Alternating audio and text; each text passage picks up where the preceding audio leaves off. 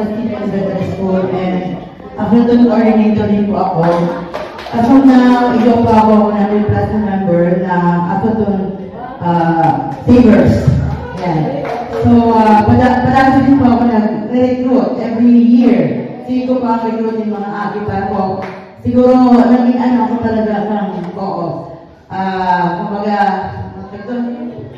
family na rin talaga ng co-op. Kaya, minahal ko na rin ang co-op. Kasi, atong 2016 ako nag-pool, ano lang ako, walk-in lang ako malikang co-op para maging member. Naka-experience na ako mag-attend ng co-op dahil sa African Savers. Doon pa yun sa Capitol pa talaga. Ngunyan, parang na-encourage ako mag-member. Kaya nag-walk-in ako para maging member.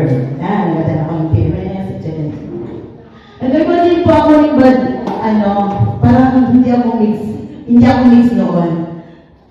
Nagka-problema kami, lalo na akong pandemic. Nag-go ako ng dakulo ng utang, kami na hanggang sa pakiulay, hanggang sa nag-grant, yun.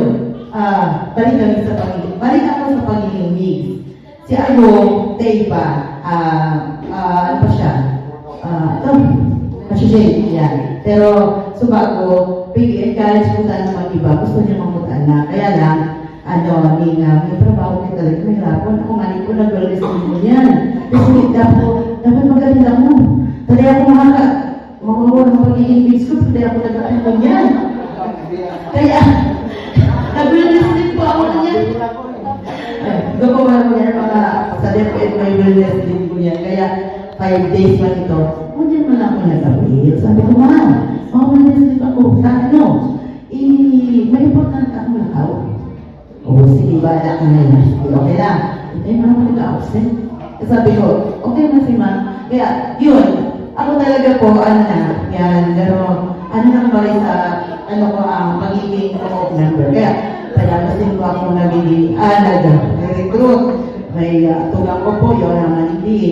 So, ibang mga bayaw ko, kaya sila nag-a-attend, kaya na-discourage tulos. Nag-back out tulos.